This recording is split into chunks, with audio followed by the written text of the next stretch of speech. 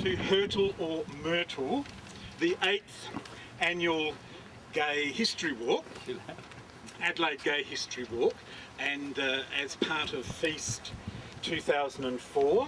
I'm Ian Purcell from the Uranian Society, which is Adelaide's cultural forum for gay men, and we put on the History Walk each year.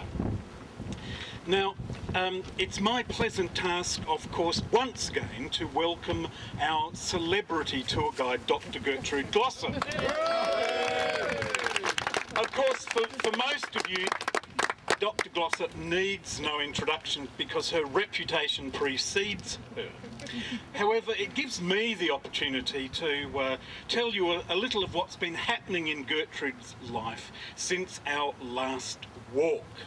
Now, Gertrude's been rather taken this year with the Baroness Professor, our thinker in residence.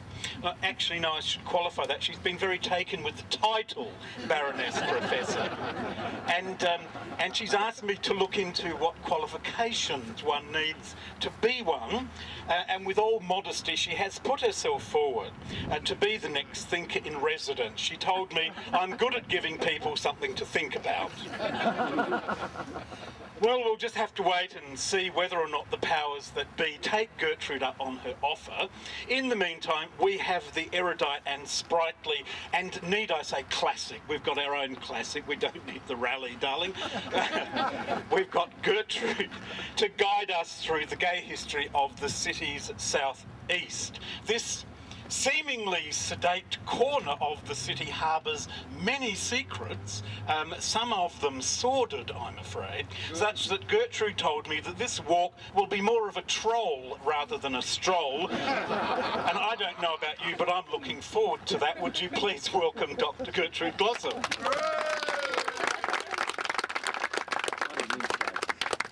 Thank you, darling Mr. Purcell. And welcome, gay history walkers, to the 8th Adelaide Feast John Lee Memorial History Walk. That's quite a mouthful, isn't it?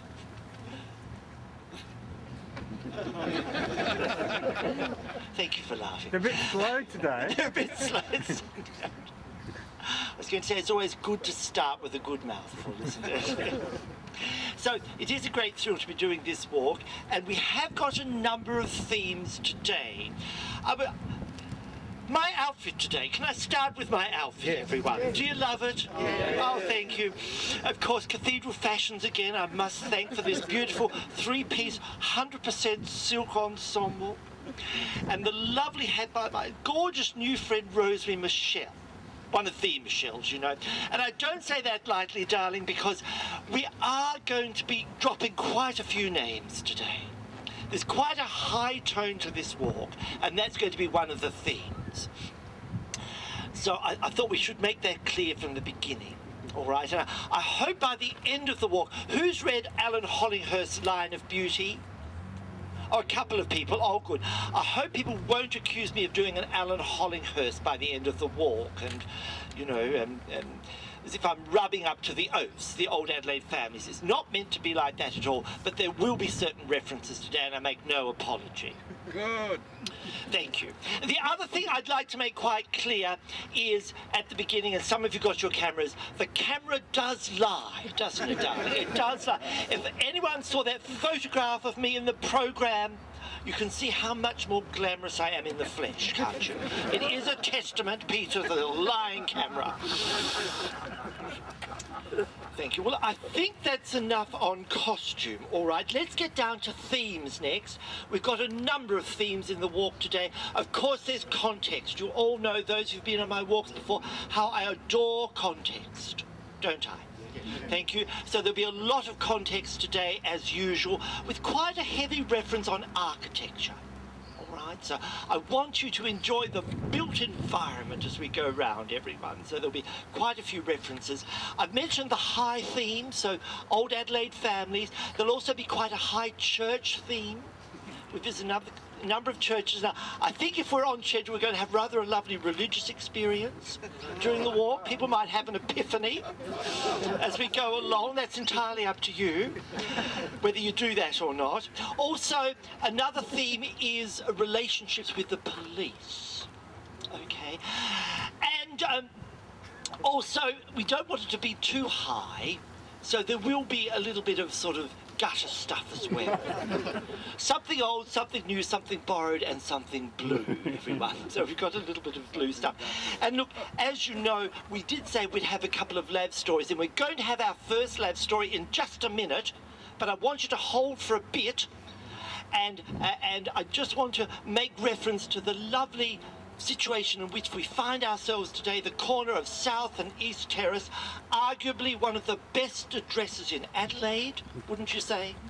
And of course, in the 1880s, when some of those colonists who'd come to the colony without a penny, the white colonists, made their pile and they built these gorgeous houses along here in the 1880s. And right over there behind us, right on the corner, of course, is Ochiltree House that was built in 1882 by the wealthy pastoralist John Runsville. And as I say, he made his money out of pastures. And of course, more recently, it has been beautifully renovated and restored by the grocery king, the founder of Bilo. Didn't he do a lovely job? And of course, did you know he made so much money for his 40th birthday, he flew in the village people for his party, and they performed there, which was rather camp. And they did a very Patsy and Eddie thing in the fountain in the garden. They filled it with bottles of bolly. So that's a nice tone, isn't it, to start the walk? That's the high bit. Let's get down to the low bit now. Our first lab story, and you're facing the right way. We're looking over towards the race course, everyone. And formerly, certainly well up into the 60s, I'm not sure when it was demolished, there was a toilet block in the middle of a lavatory, a toilet in the middle of the racecourse surrounded by a hedge, and it was rather favoured by camp men who were seeking a sylvan encounter. And of course, it was also rather favoured as a spot of surveillance by the police, and certainly men got into a certain amount of trouble there. And in the 60s, there were arrests, and following one arrest, the person was obviously charged, and it went to court, and he was being represented by that very colourful legal personality, Pam Cleland, another name, another Adelaide name, everyone. Pam Cleland, she was representing this chap.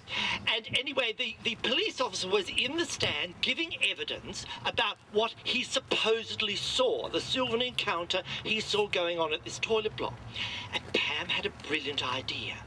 So because he was describing holes in the petitions, everyone.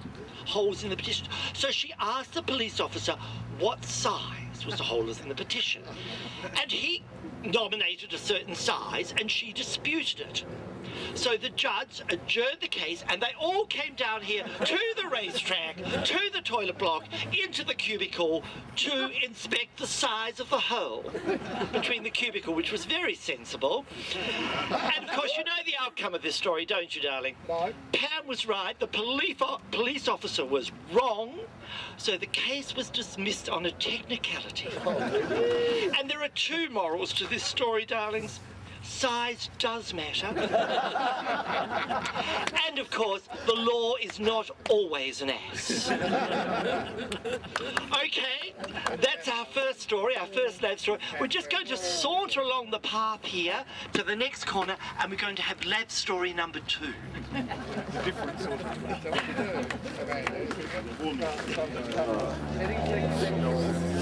How's that? Oh yes, that's good, isn't it?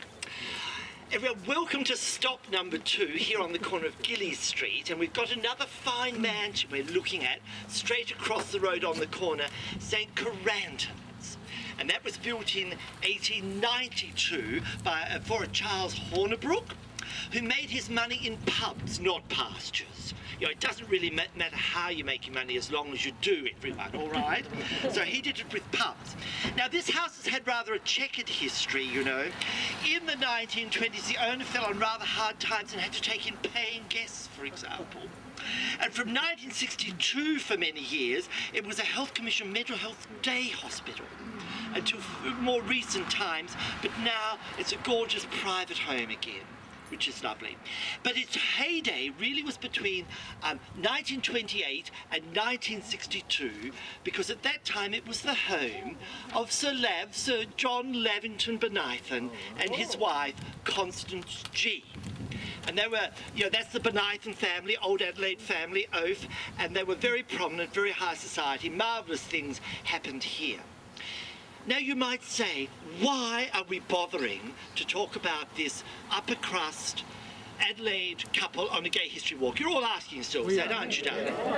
Well, I'm going to tell you. I'm going up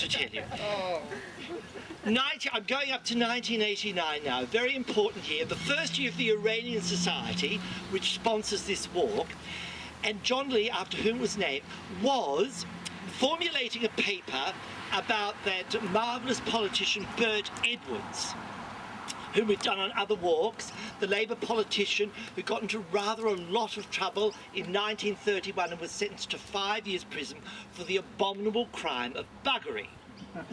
Okay, well, John was doing this paper, and in his research he came across an autobiography by Jean Bonython titled I'm No Lady. And he thought, oh, what a wonderful title. He read it, and he was even more thrilled when he found references to Bert in it, which was sort of interesting, and it sort of showed that, at a time where homosexuals at best had to be discreet, and at worst they did get in trouble with the law, as Bert did, and there were still legal sanctions and go to prison, as Bert did, despite being a very prominent person. It was reassuring to know that there were prominent people who... Let the passers-by go, sorry. That's all right. There were prominent people who did have a more enlightened approach. And I just want to read you two excerpts from I'm No Lady that rather thrilled John, after whom this walk is named. This is by Constance Jean, Lady Bonython, and one was probably about 1929, before Bert went to prison, and the next quote is after Bert came out of prison. And she says this, and you'll see why we're calling this Lav Stop number 2 with a capital L, because of course she referred to Sir Lavington as Lav, which is rather charming, isn't it? Fancy having a husband called Lav, I love that. Anyway, Lady Lav says this, one day I was standing near the corner of North and West Terrace, Adelaide, at the end of the street behind the Newmarket Hotel, run in those days by Bert Edwards. He, being a member of the City Council, was well known to Lav and me, and we liked him. While I was waiting there, Bert came along and asked me what I was doing.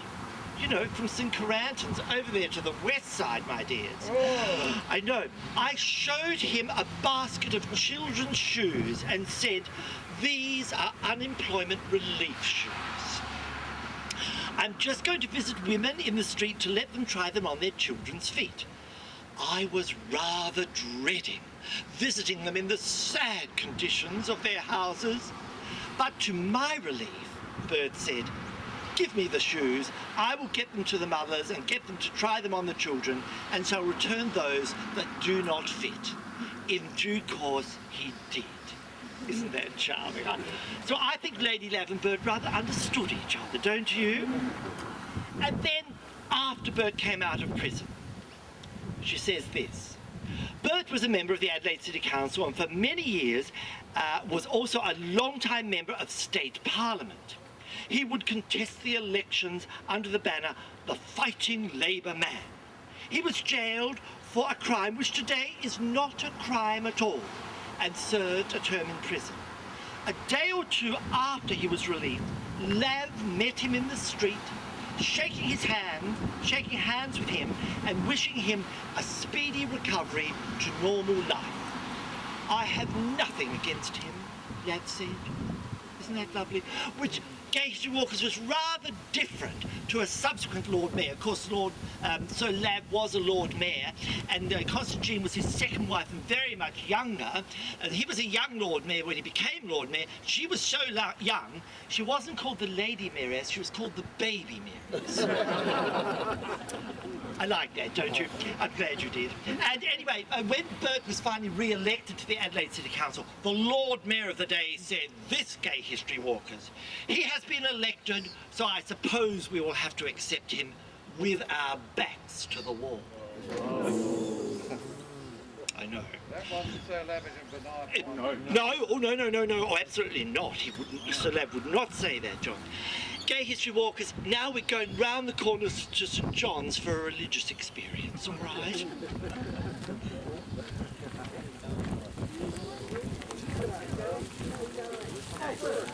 Corner.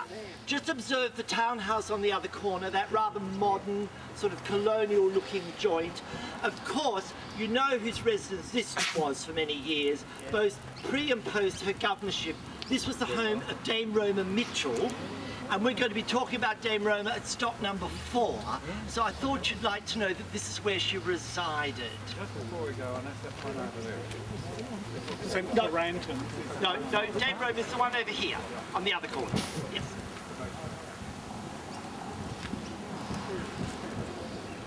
The microphone, because we're close to this residence and we don't want to disturb this Sunday afternoon. Did we disturb our Tuesday afternoon? No, we didn't. Oh, what a pity. Gay History Walkers, here we are, stop number 3, St John the Evangelist. And as I was saying on Tuesday, I think it's a bit of a misnomer, you know, because when I think of evangelist, I think of evangelical. And of course, this is rather high church. It's not low church, it's high church. And I rather like its old name. When it was first built, and you see a picture in your program, it was right on the edge of town, right on the edge, and it looked as if it was in a wilderness. It was known as St John's in the Wilderness. And people also came from the village of Unley to church here, so they'd trudge across the parklands to here. So I rather like the name Wilderness, don't you? Yes. So I've got a plan. I think it needs to be rebadged. So if and when they get a new archbishop here, if they can get someone to do the job, I'm going to be speaking to him or her. And I think it should be rebadged St John in the Wilderness. It's much more charming, don't you? Yes, thank you. You have I have your support, I can see that. And this church was actually built in 1887. This particular one, there was an earlier one here. It's the second oldest Anglican church in the state. The original one was 1841, after that dreadful low church in North Terrace, Holy Trinity, the oldest one, very low. This is nice and high. And the church hall was built in 1880, and the rectory round the corner, the rather handsome two-storey rectory, in 1883. So it makes a lovely little threesome here, doesn't it? And of course, once the big grand houses were being built there on East Terrace, this became a very fashionable parish, very fashionable parish. In fact, Sir Lav and Lady Lav were married here in 1912, for example. So they were the sorts of people that had weddings here. Okay, but why we're here, why we're really here, is to commemorate something that happened in this church hall on the 28th of June, 1989. Just over 15 years ago. As many of you know, it was the 20th anniversary of the Stonewall riots in New York City, 28th of June 1969, which is considered to be the birth of the gay liberation movement, and a lot of gay men had gathered in the Stonewall in Greenwich Village, because in fact Judy Garland, that great icon, had been buried that day. And they were rather upset, and when the police raided, they fought back. So hence this idea of fighting back came in. So the 20th anniversary was celebrated in this church hall on the 28th of June, 1989. Isn't that lovely? And I've actually got the invitation here. which was rather gorgeous. Look, this is the original invitation. It was like that lovely pink invitation with an image from the Gay Pride March here in Adelaide in 1973. And I always love pointing out, right in the front row here is a certain person dressed in lurid pink overalls. He was very much slimmer in those days. You wouldn't recognise him. But that is that right-wing columnist, that anti-queer columnist, Christopher Pearson. Oh. There he is in the front line of the Pride March in 73, and that was on the invitation to this party. As you see, this is your invitation to the Stonewall Party, a celebration of 20 years of gay and lesbian liberation. Come and join us for drinks, an evening of fun, solidarity, and gay pride. So it wasn't just fun, it was also solidarity, all right? And this is how it was reported in Galah, the community newspaper at the time. About 250 lesbians and gay men were present for an evening of speeches, dancing, and general celebrating. A huge birthday cake, candles alight, was carried through a pink swathed hall, imagine that in there, a pink swathed hall, as people sang Happy Birthday Stonewall. Popular entertainer Vicky Verka performed the gay anthem I Am What I Am to stamping and spontaneous dancing. Speakers Sue Lee, Ian Purcell and John Lee were introduced by Robin Tabb of the Gay and Lesbian Counselling Service. Ian Purcell said, they have their Bastille and Boston Tea Party. We have Stonewall. This was greeted with thunderous applause. I don't know whether it might be part of history already. Recent history. Recent. Very recent. It's only 15 years, isn't it? At least you're still alive. So that's a lovely story, isn't it? Yes. Everyone, we're going up to stop number 3 now, which is Damon's Deli up the corner of the street. Okay? Gertrude, we're going to go via just around the back. Oh, I suppose we could. All right, let's On the rectory. I'm sure we won't be apprehended.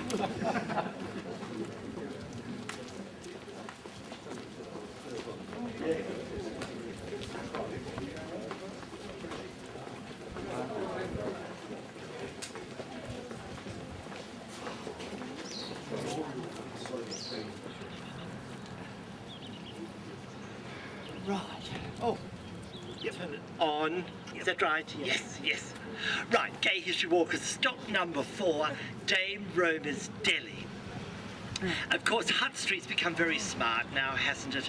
Lots of smart cafes and al fresco coffeeing, which has become such a keynote of society in Australia in the 1890s, hasn't it? And we were going to pop into that lovely little gazebo behind us, because that has a bit of a gay scene on a Saturday morning, you know. A group of gorgeous younger gay men meet there and do coffee. So if you're gorgeous and younger, they're the qualifications. You know, you might like just pop along on a Saturday morning, isn't that right? But also, I think that is sort of a testament to the increased visibility, which is such a wonderful thing, isn't it? That we celebrate and feast, you know, back in the time of Bert and really right through and sort of almost to gay liberation times, people were pretty covert and careful, and now you can just be out and proud and gay, and it's wonderful, isn't it? Good. Now, really why we're here is to look at this building over the road, that rather interesting 3-storey building, and in the 1990s that was called Roma's Deli. But because, of course, it was Dame Roma's local deli. You know, I pointed out where she lived, and she'd just totter up the street here for a carton of eggs or a carton of milk or a cup of sugar. You know, you can just see it, can't you?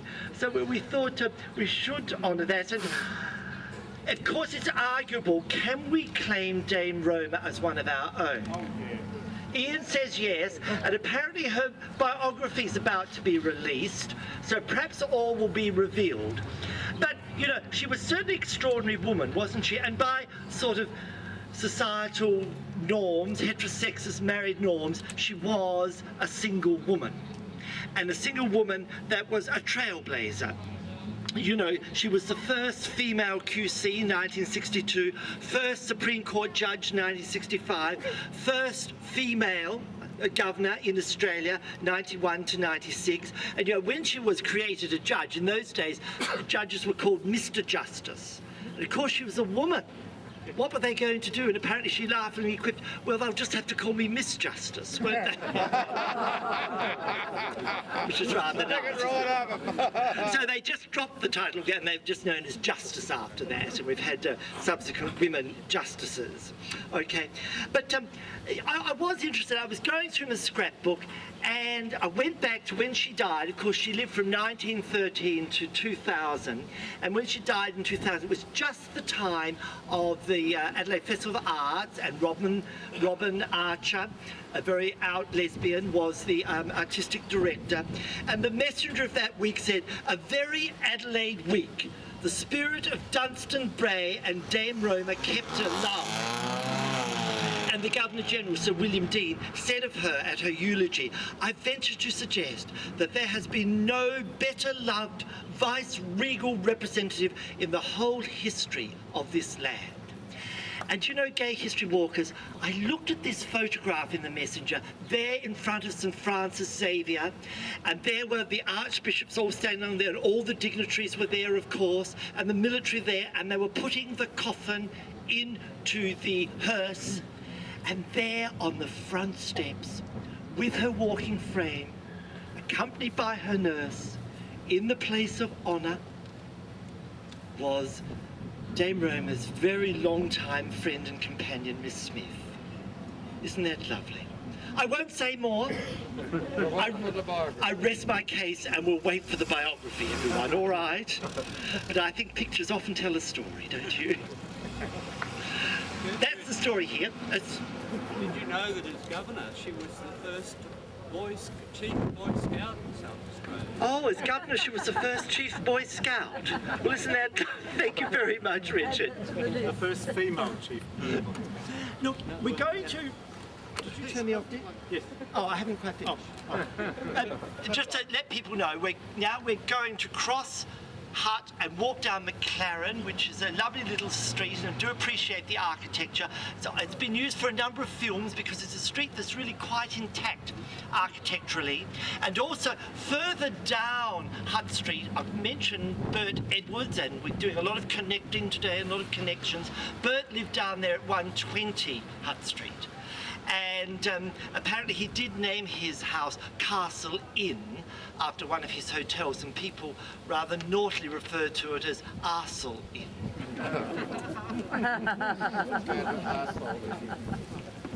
Oh, now we can... Oh.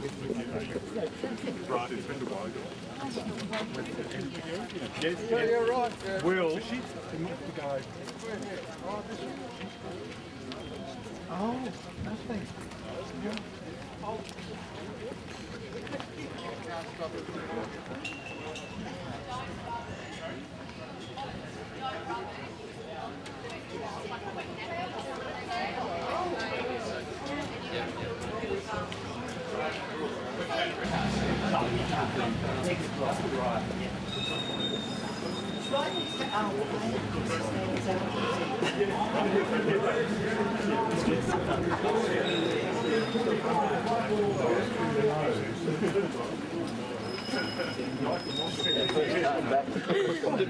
I might just have to go barefoot. I brought these at the house of Priscilla in Oxford Street, but oh dear. Have you ever seen that happen to a heel before? No. I'll just...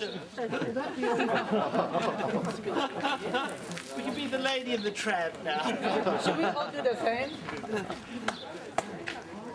Good recovery.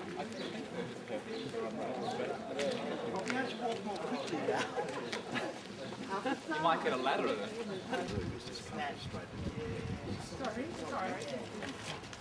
That's Mr. Purcell bashing up the crowd. Yes. Yes. Just terrible.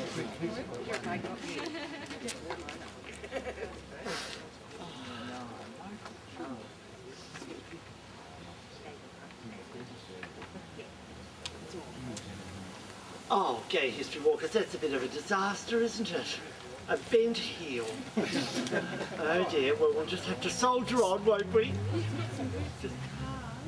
No, oh, boots? No. I'd rather go barefooted, darlings. Plant awards and all. They're not attractive. Gay History Walk, stop number 5. Here we are at the box factory. And sadly, it's been defunded and closed now, but for quite so many years, it was a thriving community centre and very gay friendly, and a number of important meetings were held here in the 1980s, and I want to refer to those today. For example, Gay Line, which started in 1876. Very, very old, everyone. Oscar Wilde was the first one. Absolutely. 1976. From 78 to 85, did hold very popular drop-in nights here, once a week, and sometimes up to 60 gay men would attend these evenings. Imagine that, everyone. Small premises, and it was very important, particularly those who want an alternative to the scene, an opportunity to socialise, meet other people, particularly for newly out people who were just discovering themselves and where they fitted in the world. So it was a very important venue and activity for those people. And also, it provided a range of things apart from this alternative social setting. There was face-to-face counselling and also a lending library. A little box of books with gay literature, and they're able to borrow those books. And of course, that has bloomed into the marvellous Darling House, Gay and Lesbian Counselling Service Community Library as we know it today. 2 meetings I want to make special reference to today were held in the 1980s. One on the 11th of October 1983 was the first community meeting to address the issue of AIDS. And as a result of that, the South Australian AIDS Action Committee was formed, and of course in a few years that became the AIDS Council of South Australia, ACSA, which from then on has been the peak community body dealing with the issue of AIDS in our community. And so you see, really that's just over 20 years, 21 years. It seems like forever, some people, doesn't it? Everyone, really. But really, it's just 21 years. Isn't that amazing? So the first meeting here in 1983. The other important meeting I want to make reference to happened on the 21st of June 1989. Here's 1989, everyone again, just a week before the Stonewall Party, exactly a week before the Stonewall Party down at St John's Hall. And this was a meeting to look at the whole issue of violence against gay men, especially in the parklands, as a result of which Gay Community Action was formed, and then it became Lesbian and Gay Community Action. Hence a more coalitionist approach to things, because not only gay men but lesbians are certainly subject to violence in our community. So that meeting occurred here on the 21st of June 1989. And I just want to read you a report from Galah, which was the community newspaper at the time. And it said, over 100 people crowded into the box factory on the evening of the 21st of June for a public meeting called to discuss the wave of police harassment and arrests at the beats. So it wasn't just people being bashed up at the beats, but it was also the issue of police harassment. The meeting included a performance by the Gay and Lesbian Community Theatre Group of Nick Gill's play The Trap, which deals with police entrapment at Escort Beach. A panel of 8 speakers presented legal, social, counselling and other aspects relating to police activities on the beats, and a very lively discussion followed from the floor. And I will refer again to this issue of the relationship with the police and the attempts to set up a vibrant police liaison group and unit in the police force. We'll mention more of that later. Apparently, as a result of this meeting, I think this is right, Ian, isn't it? The police minister, I like to call him Mr. Blunder, Mr. Clunder, informed Gay Community Action that he'd spoken to the police commissioner and there was no need for a specific gay liaison group. And we'll tell a story later which indicates how necessary it was, but that was the official line, not necessary. All right. So that's the story here at the Box Factory, those two important meetings with a few dates for you to remember. And as we move off, I want you, this is a bit of the streetscape history now, just to look at the public housing here on our left. You know, Don Dunstan in the 1970s, the marvellous reformist premier, was very keen to bring people back into the city and a mix of people and a mix of housing. So he was very keen for the Housing Trust to renovate old premises and to build new premises. So here you have an example of public housing.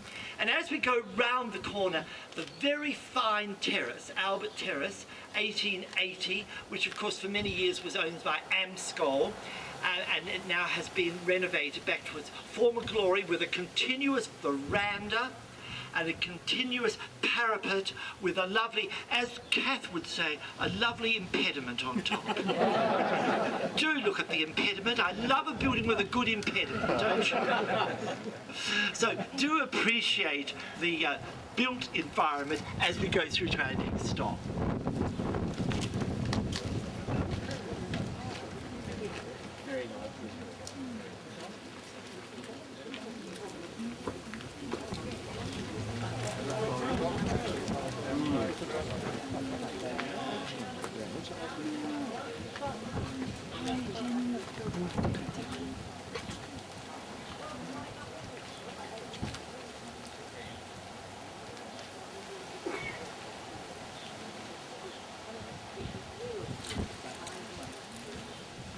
Just checking a couple of facts there.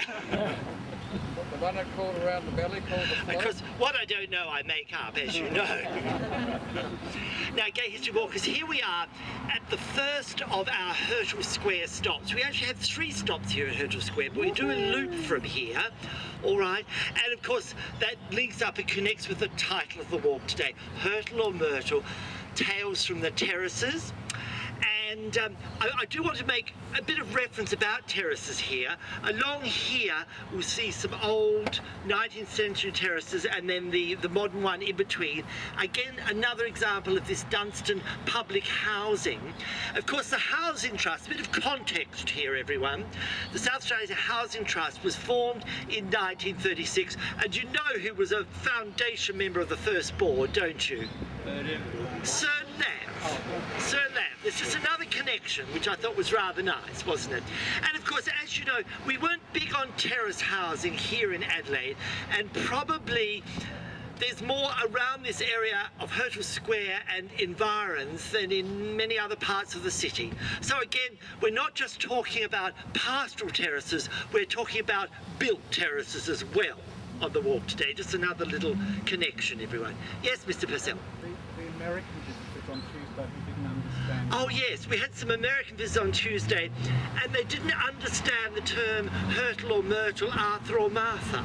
Isn't that interesting? They didn't understand the nuance. They just talk about people being light on their loafers. Yes.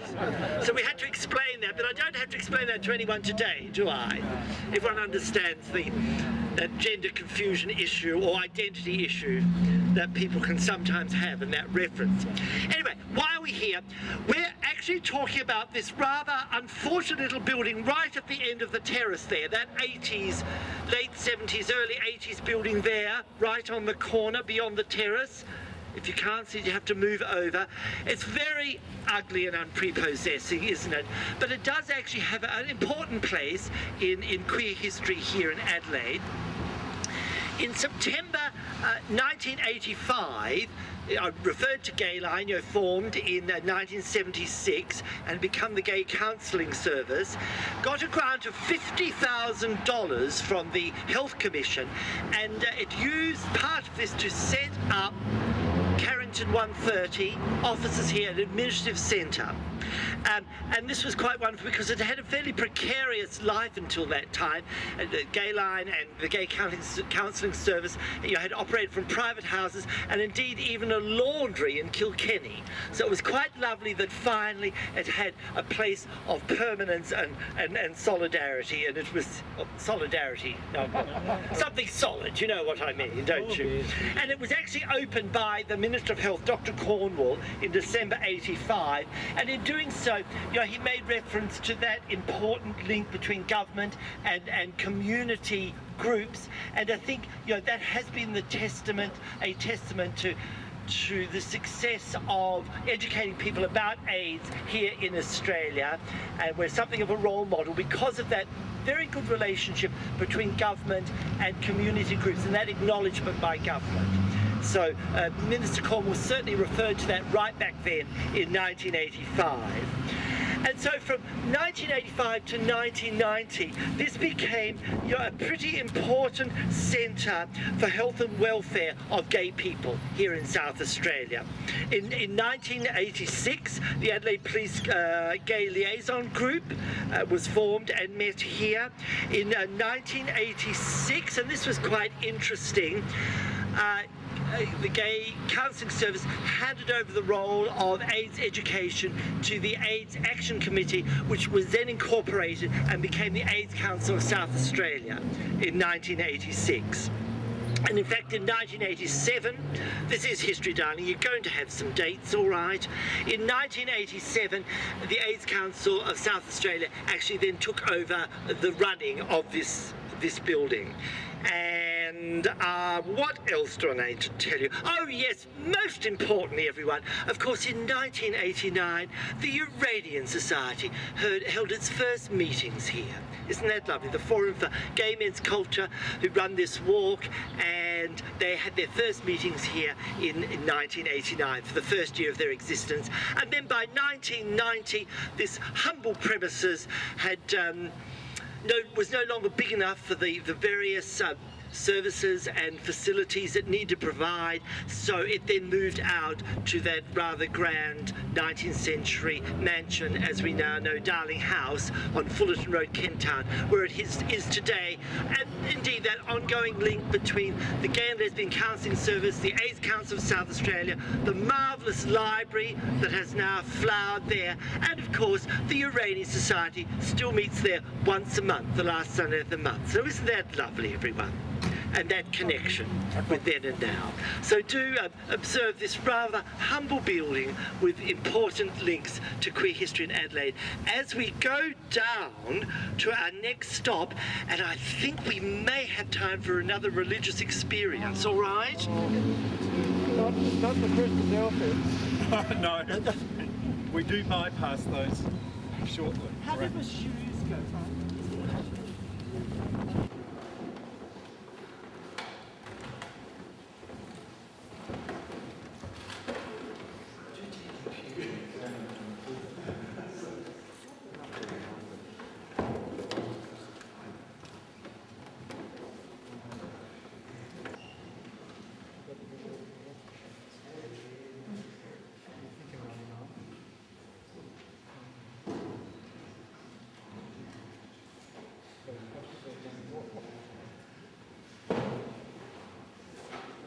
We're all in now? Yes. Oh, good. One in all. I feel as if I'm lording it over here. Yeah, Gay History Walkers, welcome to St Mary Magdalene's in Moore Street. We thought it might be rather nice to come inside, and Father Ron has some thing. Thanks, Ron, so that's lovely. And I'll get Ron to say a couple of words when I've finished, all right? So it's nice just to sit down and have an indoor experience for a moment, isn't it? A couple of reasons why we're stopping at St Mary Magdalene's in Littlemore Street, and indeed coming inside, which is rather lovely. Let me explain. First of all, it links with St John's because the bricks and stones for this building actually came from St John's, from the original church of 1839, when it was rebuilt in 1887. They actually used the bricks and stones to build this church, which is rather lovely. So this was a mission church, you see, whereas St John's in the wilderness had sort of been a pastoral wilderness. This was considered to be a spiritual no man's land here. This was the spiritual wilderness. So they built this church here. Charmingly simple, isn't it? And indeed, the Register of the day described it as simple but unmistakably Anglican, which I thought was rather lovely, don't you? A couple of other things. Dr. David Hilliard's with us today, and I'm going to quote him now. And I rather love this and the discreet description of Dr. Hilliard. From the late 1970s, a few inner urban parishes developed distinctive styles of worship, which attracted congregations from many parts of the metropolitan area. Isn't that lovely? I don't know whether Dr. Hilliard was being discreet or not, but of course, the thing is, with High Anglicanism, traditionally it has been more accepting and more tolerant, particularly of homosexual people, and homosexual people have felt more welcome in this form of Anglicanism than the more evangelical Low Church. And of course, I think it's no coincidence that the home of repertory theatre in South Australia, the Arts Theatre, should just be over there on the corner. So it's a rather nice connection, isn't it? The arts and the High Church, both of which traditionally have been a bit of a refuge and have attracted homosexual people, particularly homosexual men. So it's rather nice, isn't it? Look, a couple of other things that I wanted to make mention, and this is quite modern, and I've added this today. I did a bit of research since Tuesday, because I know this is right on, isn't it, that St Mary Magdalene has pastorals for Pulteney Grammar, doesn't it? It does indeed. The Anglican school, which is now co-educational, down on the corner. I think there might be a few people here today who went to that school. And it was co-educational now. And did you know, and I thought this was quite wonderful, that the show from last year's feast, Do You Know the Way to Ballarat, by David Forster. Did people see that? Yes, some people did. Well, of course, David was an old Pulteney boy. In fact, he was captain of the school in 2001, and at the end of year 11, in 2000, he came out as a gay man. And the next year, they still appointed him as school captain. Isn't that lovely, I think? And he actually says, I love that school. I had a ball. This is literally what he said. Sexuality and all. Which is rather nice. Now, we're going to just make reference to that other Anglican boys' school in Adelaide, St Peter's College, because next door you'll notice that there was a St Peter's College mission, that building next door, when it started its life. It was actually built in 1912, and that was the idea of private public schools sponsoring a mission and ministering to the poor. And St Peter's still has links with the Anglican welfare organ function, the Magdalene Centre round in Carrington Street. But I mention this because it's rather a different story to Pulteney, because this year, for their big blue and white ball, there was a gay boy at that school that wanted to take his male lover to the end of the school dance, and he was forbidden from doing so. So, you know, I think there's still quite a lot of homophobia does exist in our school system, doesn't it? Yes. Now look, finally, and another lovely little connection, apparently, and Peter Burke from the Magdalene Centre was telling me this, that there is a plaque in the church hall in honour of the Rishbus-Jury family, and in fact, that's a lovely connection because last year we did Charles Rishbus-Jury on our history walk, a prominent gay man, and of course he was also a product of St Peter's College. So you see, many fine homosexuals have come from this school, and we can name names. You know, Charles Jury, Don Dunstan, John Bray, who we're going to talk about later. So let's remember what fine homosexuals St Peter's College produces, shall we? Now, I think that might be enough, don't you? So, Ron, would you like just to have a little word? Thank you very much. Thank you. Lovely to see you all here. St Mary Mag's, as dear Doctor has reminded us, has a long tradition of being an inclusive parish that not only continues but is being pursued quite actively. It is a written and acted upon policy of this parish that all people are welcome here. We have a number of gay and lesbian people in the parish. We love more. And if you would like to try us out, I always think Christmas is a good time to go shopping.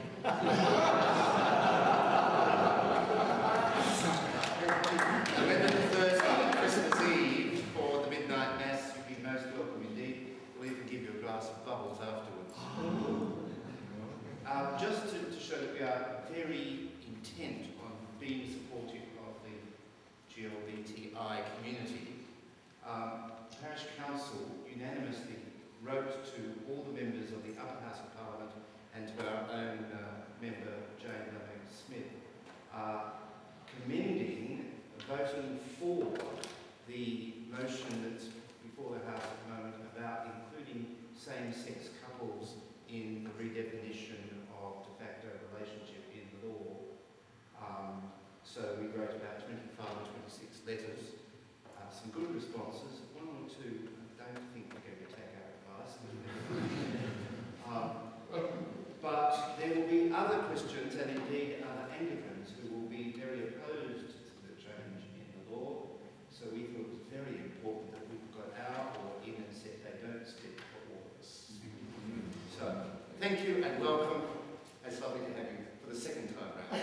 Thank you very much.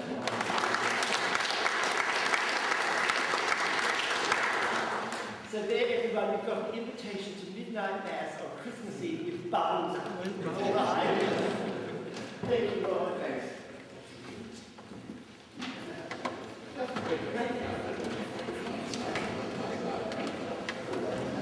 Everyone, look, I meant to mention earlier, this walk's taking longer than we expected. We did it on Tuesday. It does actually take 2 hours, not 1 3/4. So just letting you know, it does take a full 2 hours, but we will allow people to leave if they have to, all right? Come and see me first and ask permission. Stop number 8, here we are. And we've just had a bit of a back alley. I thought we need to have one back alley on the walk and one phallic symbol.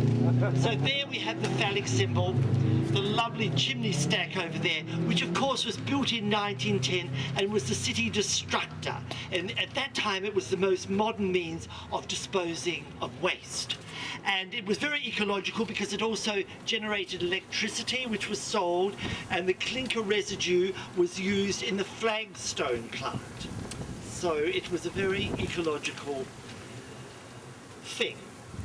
And also next to it you can see where was the old council yard, the gentrification. We've got the smart apartments. So again, an example of the changing cityscape right next door to the old city destructor.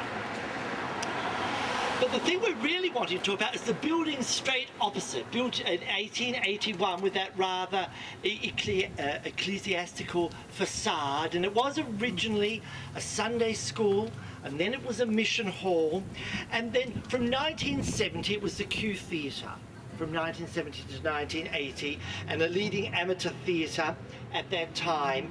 And then it was renamed the John Edmund Theatre. And it's about John Edmund we want to pause and say a few things, okay?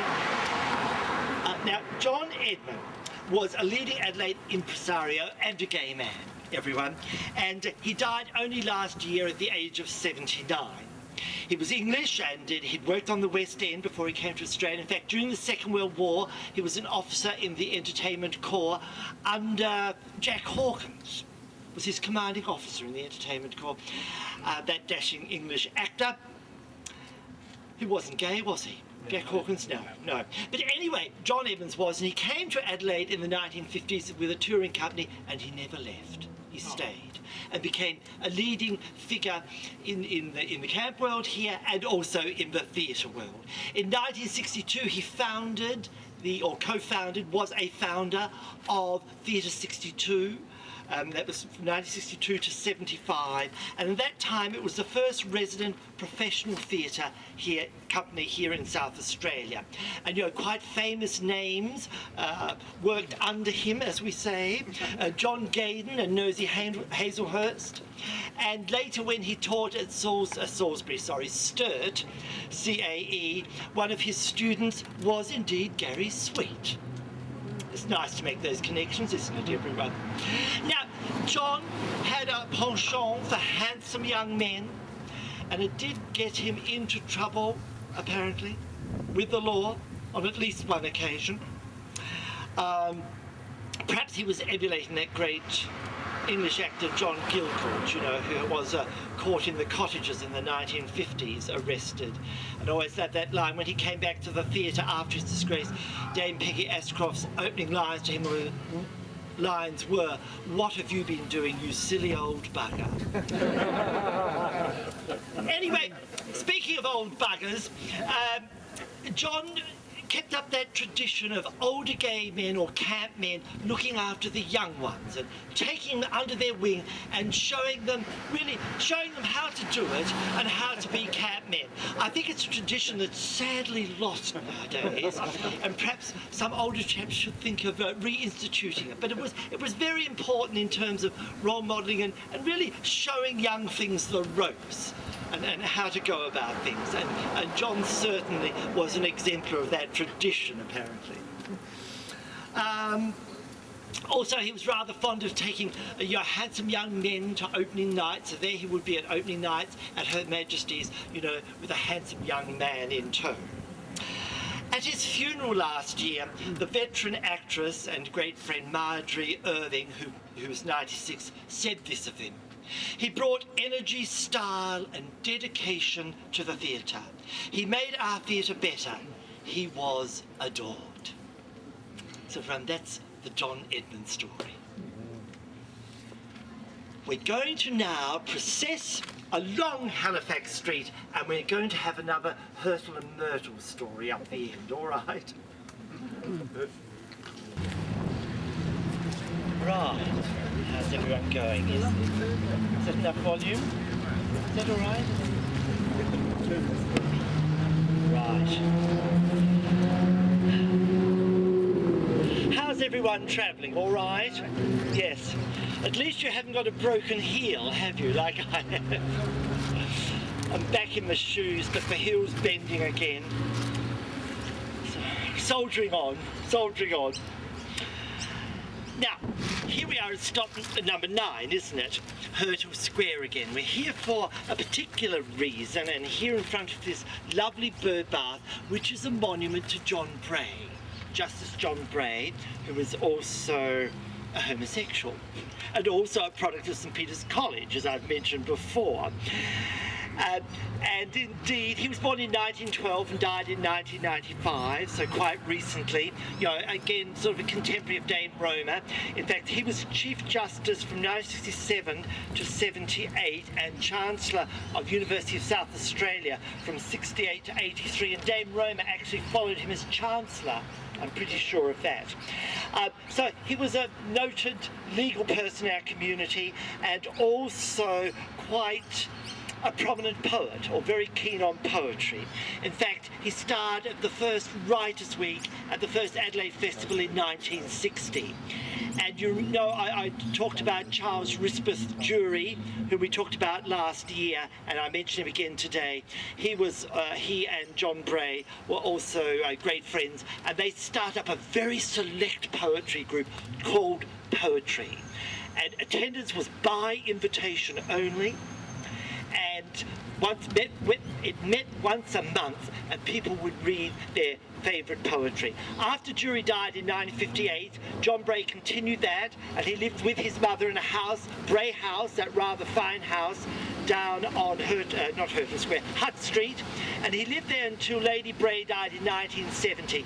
And then he moved over here to one of these houses in the Darcy Lever Terrace, over there. Again, this was considered, when it was built, to be rather a superior row of terraces. And I think I'm showing my midriff to everyone. I'm just just a little adjustment. Okay. Broken heels, midriffs. Oh my goodness, the things we have to put up with. I'll be bending over next. I'll be bent myself. I'll end up bent. Anyway, look, back to John. So he moved here in 1972, and in fact, I believe the group Poetry kept meeting after that as well in his establishment over here. Of course, don't know. I think we're allowed to mention this, aren't we, David? We might have to be careful. But we did talk about Christopher Pearson before, but apparently he certainly does boast an intimate relationship with John Bray. Isn't that right, David? Yes. And also, something that was rather fun. When Don Dunstan, we referred to Don before, when he was Attorney General in 1967 in the Walsh government, and it was announced that he was going to appoint John Bray as Chief Justice, apparently the police commissioner said to Don, "You can't do that. No Boy Scout in South Australia will ever be safe again." That is what the police commissioner said. Anyway, he was duly appointed Chief Justice, of course. And of course, in later life, when he retired, it was very handy living here because he liked to pop down the road to the steam bars, 431 Pulteney Street, which we're going to talk about the next stop.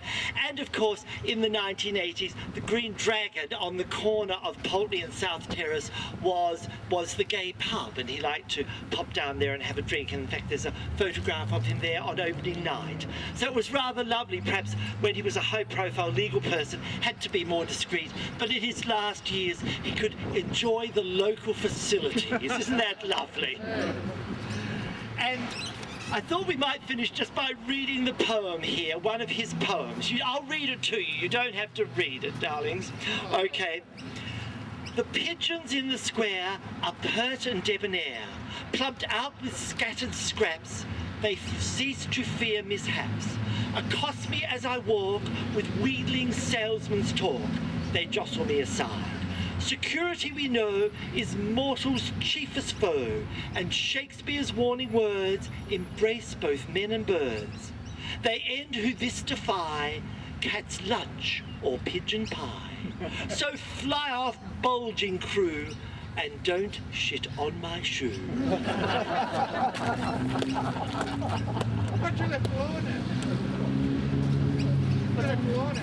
Did I? Oh, shh. They didn't know. We're going on to the next stop, which is just over the other side of Hurtle Square for our last Hurtle stop, okay? David Hilliard en route, and I did make an error. Did I say that John Bray was the Chancellor of the University of South Australia? Oh dear, of course I meant the University of Adelaide, everyone. That's better. Unforgivable. Yes. Oh, thank you. And apparently too, he didn't do anything sexual while it was illegal. So he really saved himself basically until after law reform and his retirement, I believe. So that is quite remarkable, isn't it? So he was quite a mature gentleman before he actually got down to doing sex. Isn't that extraordinary? I find it extraordinary. And I'm sure most of you do too. Such discipline. There should be more discipline like that, I think. The world would be a very different place, wouldn't it? Now, Gay History Walkers, here we are to talk about that building over the road, that terrace building there with the discreet wall in front of it, 431. Oh, I better say this quietly, everyone. 431 Pulteney Street, which of course is the gay sauna here in Adelaide. And in fact, it's one of the oldest enduring establishments in this city where gay venues open and close, as we know, over the years. But this has been here and enduring since 1977, so it's quite a testament, isn't it? And in fact, in 1977, the gay magazine at the time, Gay Changers, wrote an article by Tim Carrigan and John Lee, and it was titled Australia's Best Steamy, and I love this quote. After a couple of years of recurrent rumour, Adelaide now has an exclusively gay steam bars, Pulteney 431, and for those who like casual sex in tasteful surroundings, it will have been worth the wait. And don't we all like casual sex in tasteful surroundings? So isn't that wonderful? I've got another description here. Of course, there are other very famous gay steam baths around the world, and the continental New York City was one such famous one. And a writer wrote about the scene there in the 1970s, and I wonder if this happened at Pulteney in its early days. Listen to this. When we weren't working on politics, we were revolutionising our personal lives. On weekends, I'd drop a tab of acid and went to the favourite continental baths where I could dance, swim, eat, get massage, have lots of sex, and listen to Barry Manilow play and Bette Midler sing, and throw poppers into the audience composed of gay men in towels and straight couples in evening dress. Isn't that a charming description? So I'm sure that was the scene here too in the 1970s. Of course, you know, there is a great tradition of men socialising and having sex at steam baths. Goes right back to the Greeks and the Romans, and then the Turks, and of course the Turkish bath, and of course the famous Jermyn Street Turkish baths in London, you know, where people like Duncan Grant went there in 1914, and of course Rock Hudson in 1952. I think what is interesting though, you know, whereas in America with the advent of AIDS, many steam baths closed because they were seen as because they were a hotbed of sex, that they would spread AIDS, you know, rather than looking at what you do, you know, or how you do it. And we've had a much more sensible approach here, as you know, in Australia, that working, as I said, government agencies with the community, harm minimisation rather than zero tolerance. Instead of saying, close places like this, no, let's work with places like this. Let's provide lubricant and condom and education so people can continue to enjoy themselves, but be safe about it. So I think we need to commend institutions like Pulteney 431 and steam baths around Australia who have taken a very important and sensible attitude and a really important educative attitude in this area. Of course, that didn't stop the Festival of Light trying to close Pulteney down, 431, in 1985, calling it a hotbed of sexual activity. It caused the head of the Health Commission to respond in the news, and the Festival of Light executive officer quoted that in the news. He responded the next day, "We don't have establishments like that in Adelaide." But of course we did, and the next day a senior police officer had to make a disavowal. In fact, there was an establishment like this in Adelaide, but it has survived. Of course, the other thing is, we women folk, we often say, we should have a place like this too, don't we, women? You know, why can't we have a place where we can have casual sex in tasteful surrounds? Isn't that right? It's what women want to, exactly. So, of course, this has become an institution in Feast, the Women's Night at the Sauna. And it's on tomorrow night, women.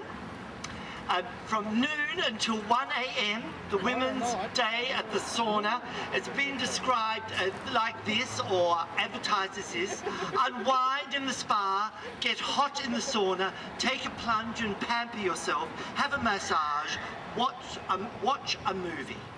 And of course, one of the jokes about Women's Night in the Sauna is that apparently they do a huge amount of refreshment on that night. I think it's their biggest night for toasted sandwiches. So I guess it does raise a question exactly what sort of entertainment people seek, and perhaps the difference between men and women. But anyway, Women's Night at the Sauna tomorrow night, everyone. So there's a place here for women as well. Okay, well, let's go down to the corner now, shall we? Across the road, and we'll look at the Green Dragon. Oh, it's not on. Oh, very good, very good. Of course, in terms of Our Lady of Vapours, one of the original owners was David Sumner, wasn't it? Who was a brother of the former Attorney General, Chris Sumner. So that's another nice connection, isn't it? Look, a couple of things here at our penultimate stop, very Adelaide, at our penultimate stop. We're looking across the road at the Green Dragon Hotel, the story there, and also the story of a vigil that occurred here in 1991. Now, the Green Dragon was the Gay Hotel for 3.5 years, from December 1982 to April Fool's Day 1986. In fact, apparently when it was announced that it was going to close on April Fool's Day, people thought indeed it was an April Fool's joke. But in fact it did close. It was run by a fairly, would we say, notorious Adelaide identity, Don Storen. Yes, and I think Don had an interesting relationship with the law at times, and in fact the license to open these premises didn't actually come through to an hour before it opened, and it caused quite some consternation because everything was arranged. It arranged for the quite famous Jan Hillier and her troupe of entertainers from Pokies in Melbourne to come over and entertain on the opening night, and they still didn't have the license till 1 hour beforehand. So that's something of what it was like, apparently. Also, in 93, I'm sorry, darlings, in 93, the Adelaide GT was remembering, there's an article by Len Amadio, the 10th anniversary of what had been the gay pub. And he described it as a golden age for Adelaide gay community, and posed a question because at that stage there wasn't a pub to replace it. You know, would there ever be a gay pub in Adelaide again? And we've got quite a tradition here of pubs opening and closing. And of course the next year, rather wonderfully, the Edinburgh Castle became the gay pub, really right through for the rest of the 90s, is again today, and we've also had the Queen's Arms and the Hampshire as well. So fortunately there has been an ongoing tradition. Yes, darling. After the Green Dragon, we kind of went to the place in Curry Street, which is now part of Pipe, and then we went and migrated to Colonel Line. Colonel Line, right. So there were some intervening. Yes. Oh, thank you. Thank you very much. Yes. Okay. So there were some intervening ones, but not really enduring. It was a bit of a movable feast, wasn't it? Yes. Opening, closing, nothing very enduring. Okay. Look, the other thing that's important here, on the anniversary of Dr. Duncan's murder, the 19th anniversary, the 10th of May 1991, a vigil was held here. About 200 people gathered here because 3 weeks before, just over near the Himaji Gardens, which we're going to visit at the last stop, David Saint had been brutally bashed to death. And the police were saying it was a robbery. They refused to acknowledge that in fact it was a gay beating. And to this day, I believe a murderer has never been found and no one has ever been charged for that murder. So there is this ongoing issue of this danger in the parklands, and perhaps the lack of support by police, and all sorts of issues, and the reluctance of the police to form a gay liaison unit, or a gay and lesbian liaison unit, to protect queer people. I must read another little quote before we move on by our dear Mr. Ian Purcell, because of course when this occurred in 1991 there was no community paper at that time. There was a lull between Catch 22 and Gillard before Adelaide GT, and subsequently we now have Blaze, and it's the 100th issue next Friday, everyone, of Blaze. So it had to be reported in the Melbourne media, and this is what Ian said to the Melbourne media. He said that hundreds of gay men have been arrested under the Police Officers Act in Police Offences Act, in recent years, but only one basher had been charged. And this is what Ian said: the police obviously think that two men kissing is more of a crime than a gang of thugs bashing another defenceless man to death. And the newspaper said, strong words, Mr. Purcell. But how right? Yes, and still an ongoing issue. And in fact, there is a court case at the moment, isn't it, of a man who was stabbed 27 times just down the road here one night, you know. And I believe the assailants have claimed self-defense, have they? Well, I do ask you, you know, stabbing someone 27 times, what does that suggest? So perhaps we all need to get lobbying, don't we, to insist that there is a gay, lesbian, queer police liaison group, because statistics do show, criminology statistics do show that gay and lesbian people are 6 times more likely to be the subject of the victims of violence than straight people. So as a community we are much more vulnerable, and perhaps we should demand that sort of liaison unit to ensure we have adequate protection. Right, and we thought we'd choose this for 2 reasons.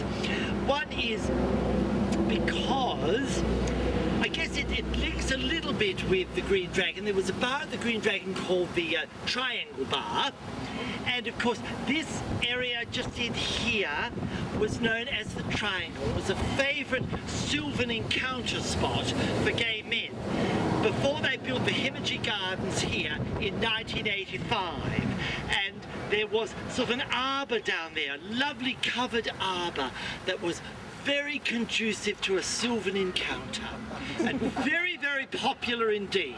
Very, very popular indeed. In fact, it was so popular, some police officers apparently would drive their cars in from Hutt Road across there, keep the lights off, and then as they approach, they'd turn them on full beam and drive towards this encounter spot, and gay men would be seen flying everywhere in the spotlight. But one man who lived in this local area decided to teach the police a little bit of a lesson. So occasionally he would plant small logs along their progress, and before they turned the lights on, of course, which did rather a lot of damage to the underneath of their cars. So that was a nice little getting back at the police, wasn't it? Indeed.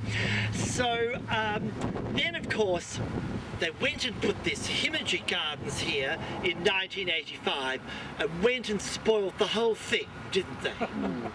So I think we should go and reclaim it.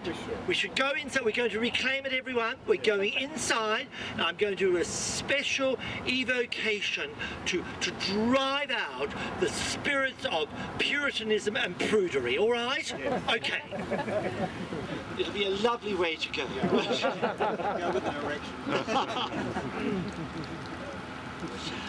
Here we are, in the heart of the Himmagee Gardens, to reclaim it, and I thought none other person would be worthy of this little invocation than that great muse and my mentor, the wonderful Thistle Anderson, who wrote that lovely little book, Arcadian Adelaide. And Thistle, darling, just so it applies to everyone, I've changed one little word, all right, and no one will know, will they? So this is the invocation, everyone.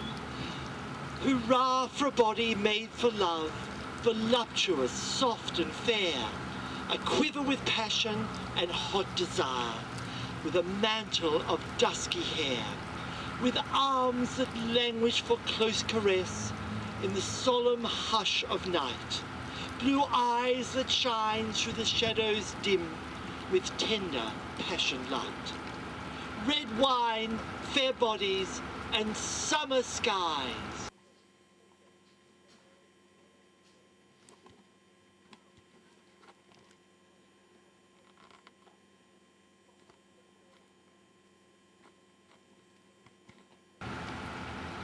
Thank you, Dr. Glossip.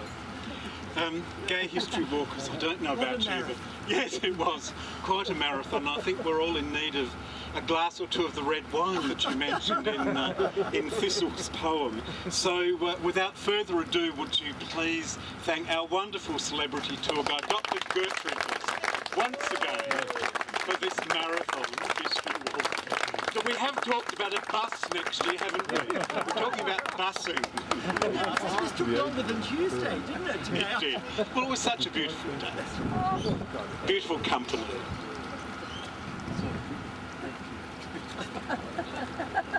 Thank you, Mr. Purcell. And look, of course, I must thank Ian, because we do this collaboratively. Without Ian, it would not be possible. So please thank Ian. And also the lovely Jenny Scott, who's been recording this film today for posterity. Thank you, Jenny. And thank you all, and now go and have a lovely summer beverage.